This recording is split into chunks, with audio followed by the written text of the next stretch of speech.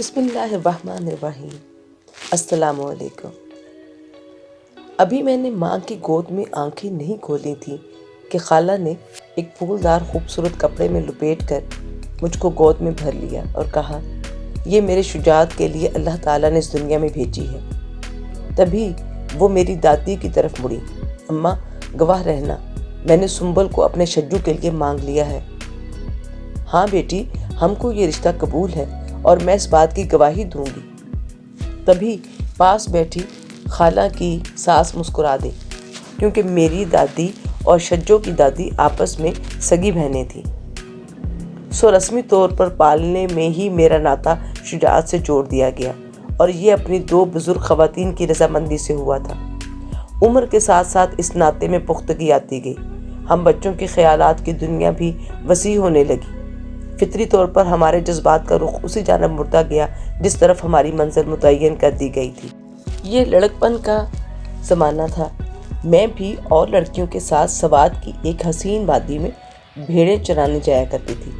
شجاعت مجھ سے 4 یا 5 برس بڑا تھا اور وہ گاؤں کے ایک پرائمری اسکول میں پڑھتا تھا۔ اس کے اسکول کا رستہ چراگاہ کے پاس سے گزرتا تھا۔ جب وہ اسکول جا رہا ہوتا، ہم لڑکیاں اپنی بھیڑوں کو ہانکتی چراگاہ کی سمت جا رہی ہوتی، اور جب وہ چھٹی کے بعد واپس گھر کو لوٹ رہا ہوتا، تب ہم لوگ بھی بھیڑ بکریوں کو اکٹھا کر کے واپس گھر کو چل دیتے۔ یہ وہ دن تھے جب یکسوئی، خود فراموشی اور محویت کا وہ عالم رہتا تھا کہ کسی ناپاک ارادے کو قبول کرنے کی صلاحیت ہی ہم میں موجود نہ تھی۔ ایک روز ایسے وقت جبکہ شجاعت اسکول سے واپس آ رہا تھا، میری اس کی رستے میں مڈ بھیڑ ہو گئی۔ میں اس وقت پریشان اپنی ایک بھیڑ کے پیچھے بھاگ رہی تھی جو گلے سے بچھڑ کر تیزی سے نیچے ہی نیچے اترائی کی طرف جا رہی تھی۔ مجھے ایسے عالم میں دیکھ کر شجاعت نے بستہ اپنے ہم جماعت کو تھما کر کہا، دوست تم اسے پکڑو، میں ابھی آتا ہوں۔ وہ میرے پیچھے بھاگا اور تھوڑی دیر میں آ لیا۔ کہنے لگا، نادان، ادھر خطرناک گھاٹی ہے، بنا سوچے سمجھے کیوں ایسے بے تحاشا بھاگی جا رہی ہو؟ میں نے بھیڑ کی جانب اشارہ کیا۔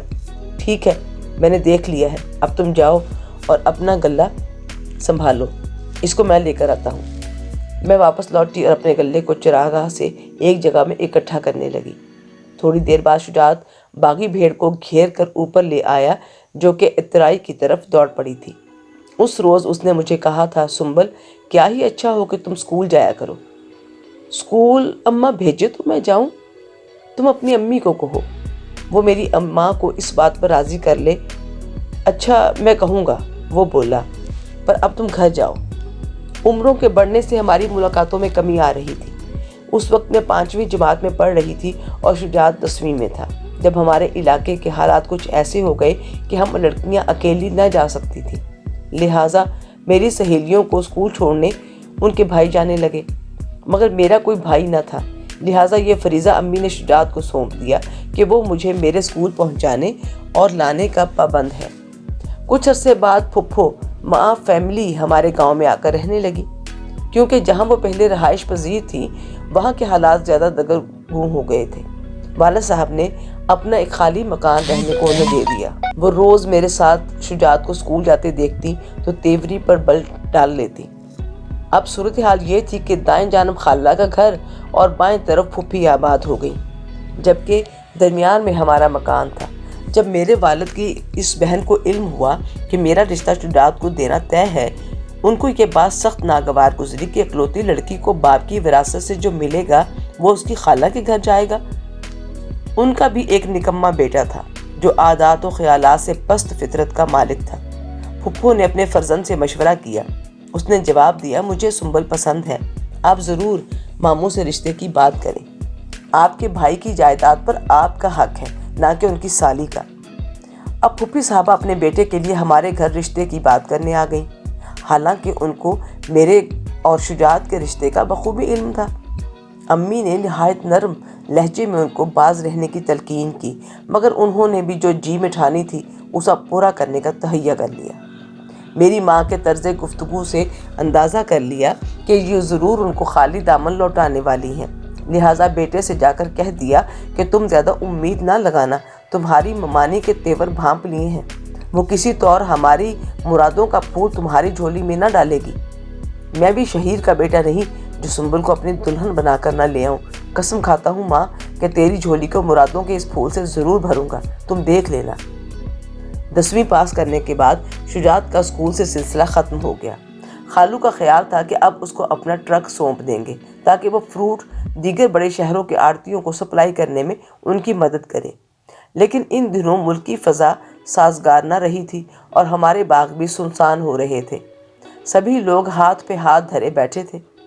اگرچہ ہمارے باغوں تک ابھی بابر سموم نہ پہنچی تھی، چمن پھولوں سے اور باغ سیبوں سے لدے تھے، مگر ان کی سپلائی کے رستے معدوم تھے، لہٰذا ہر شے جہاں تھی وہاں دھری ہوئی تھی۔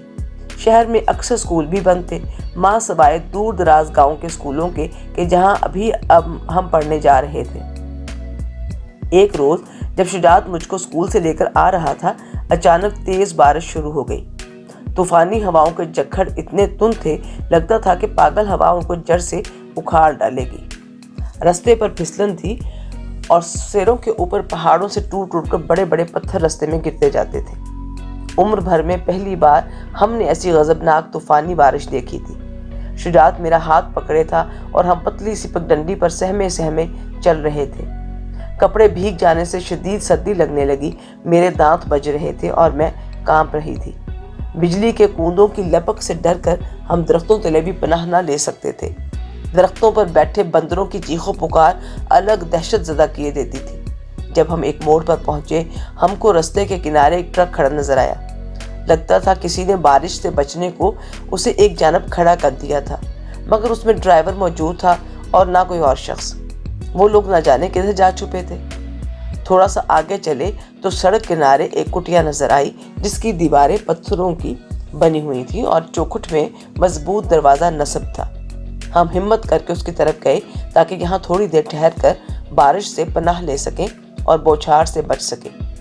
دہلیز سے جھانکا، اندر کوئی نہ تھا سوائے اس کے کہ پینے کا ایک پانی جگ اور ایک گلاس موجود تھا اور ایک چارپائی بھی پڑی ہوئی تھی۔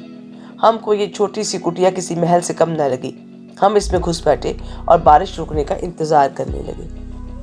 آدھ گھنٹے میں بارش تھم گئی تو شجاعت نے باہر جھانکا، کہنے لگا بارش برائے نام رہ گئی ہے، لیکن رستہ بے حد خراب اور خطرناک ہو گیا ہے۔ مجھے تو گھر تک پہنچنا محال لگتا ہے۔ مگر گھر پہنچنا تو ہے، ذرا دیر میں اندھیرا چھا جائے گا۔ رات پڑ گئی تو کیوں کر سفر ہوگا، ابھی نکل چلو، گرتے پڑتے پہنچ ہی جائیں گے۔ ابھی ہم یہ بات کر رہے تھے کہ ٹرک سٹارٹ ہونے کی آواز سنائی دی، تاہم ٹرک چلا نہیں، گر گر کر کے بند ہو گیا اور پھر سٹارٹ ہونے کی آواز سنائی نہ دی۔ خدا جانے کیا معاملہ ہے، شاید رستہ بہت خراب ہے۔ جس کا ٹرک ہے وہ بھی اس کو چلا نہیں پایا ہے۔ ہم اسی ششوپنج میں تھے کہ کیسے گھر کو روانہ ہو۔ اچانک کٹیا میں 2 شخص داخل ہوئے۔ انہوں نے ٹارچ کی روشنی ہم پر ڈالی۔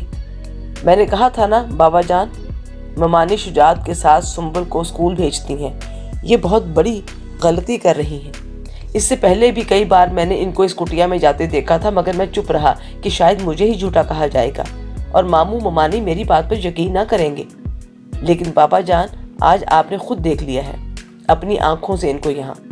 تبریز کے اس طرح منہ پر جھوٹ کہنے سے حیران رہ گئی۔ میں نے کہا تبریز تم کتنی غلط بات کر رہے ہو، پہلے ہم کبھی یہاں نہیں آئے، دیکھ نہیں رہے کتنی بارش برسی ہے، اسکول سے لوٹتے ہوئے تبھی ہم نے یہاں کچھ دیر کو پناہ لی ہے، بکواس مت کرو۔ پھپھا غرائے، تم کسی پہاڑی کی اوٹ میں کسی درخت تلے بھی پناہ لے سکتے تھے، ہم بھی تو درختوں کے ایک جھنڈ کے نیچے کھڑے تھے کہ بارش تھمے تو نکلے۔ یہ کٹیا اسکول کے راستے میں نہیں ہے، پھر تم لوگ راستے سے اتنی دور یہاں کیسے آن چھپے ہو؟ ہم نے ٹرک کو دور سے دیکھا تو ہی ادھر کا راستہ لیا کہ اگر ٹرک والا گاؤں کا ہے تو وہ ہم کو گھر تک پہنچا دے گا، شجاعت نے کہا۔ مگر انہوں نے ہم لوگوں کو ہمیشہ کے لیے جدا کرنے کی ٹھان لی تھی، جس کے لیے ہم پر کوئی ناقابل معافی الزام لگانا لازمی تھا۔ پھپھا نے ہم کو ہانکا اور ٹرک کے پاس لے گئے۔ اتنے میں ان کا واقف ٹرک ڈرائیور بھی نہ جانے کدھر سے آ گیا۔ اگرچہ بارش تھم چکی تھی مگر رستہ کافی خراب تھا۔ پھپھا کا موڈ سخت آف تھا۔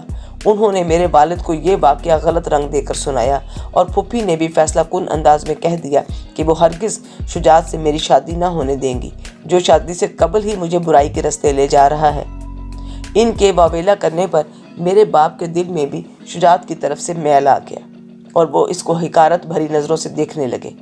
اس کا نتیجہ یہ ہوا کہ میرا اسکول جانا بند ہوا اور اب میں بھیڑیں چرانے کو ہم جولیوں کے ہمراہ گھر سے نکل کر چراگاہ کی طرف بھی نہیں جا سکتی تھی۔ شجاعت کو بھی امی نے تنبیہ کر دی، فی الحال ہمارے گھر مت آنا، تمہارے خالو ان دنوں غصے میں ہیں اور تم کو مشکوک نگاہوں سے دیکھتے ہیں۔ معاملے کو ذرا سرد ہونے دو، ابھی میں اس معاملے میں ان سے بات بھی نہیں کر سکتی، وہ اپنی بہن بہنوئی کی باتوں میں آ گئے ہیں۔ خاموشی ہی اس دم بہترین حکمت عملی ہے۔ خالہ نے شجاعت کو ہمارے گھر آنے جانے سے روک دیا اور میں بھی اس کے گھر نہ جا سکتی تھی۔ ہماری ملاقاتوں کا سلسلہ بند ہو گیا، جبکہ ہم کو تو ایک دوسرے سے بلا کی محبت تھی۔ پل بھر کا اجڑ ہونا بھی ناگوار تھا اور پھر اس کا گھر بھی دور نہ تھا۔ ہمارے گھروں کے درمیان صرف ایک چھوٹی سی دیوار ہی تو تھی۔ اتنی قربت میں اس کے قدموں کی آہٹ تو کیا دل کی دھڑکن بھی سن سکتی تھی۔ اس دوران پھپھو نے ابو پر دباؤ ڈالا کہ سنبل کا رشتہ آپ میرے بیٹے کے لیے دیں۔ چونکہ شجاعت والد کی نگاہوں میں معطوب ہو چکا تھا، تبھی انہوں نے میرا رشتہ اپنی بہن کی خوشی کے لیے ان کے بیٹے کو دینے کا فیصلہ کر لیا۔ ابھی یہ معاملہ چل رہا تھا کہ میری دادی وفات پا گئی۔ ایک انہی کا آسرا تھا، وہ بھی نہ رہی تو والد کو کوئی سمجھانے والا بھی نہ رہا کہ شجاعت تبریز سے کہیں بہتر لڑکا ہے۔ جب شجاعت نے یہ سنا کہ خالو سنبل کا رشتہ اپنے بھانجے کو دے رہے ہیں، وہ حد درجہ دل شکستہ ہوا اور سوات سے اپنے ماموں کے پاس بنوں چلا گیا۔ جس روز وہ ہمارے گاؤں کو چھوڑ کر جا رہا تھا، امی کو خدا حافظ کہنے پل بھر کو آیا۔ اس کی اتری ہوئی صورت دیکھ کر میری تو جان ہی نکل گئی۔ جان گئی کہ یہ مستقل مزاج اب گیا تو دوبارہ کبھی گاؤں میں قدم نہ رکھے گا، بلکہ اس کے ماں باپ بھی اس کے پیچھے بنوں چلے جائیں گے، کیونکہ حالات کے واضح اثرات اب ہماری خوشحالی پر پڑنے لگے تھے اور اکثر گاؤں والے شہر والوں کی طرح بدحالی کے خوف سے نقل مکانی کرتے جا رہے تھے۔ وہ اپنی بھیڑ بکریاں سستے داموں بیچ رہے تھے۔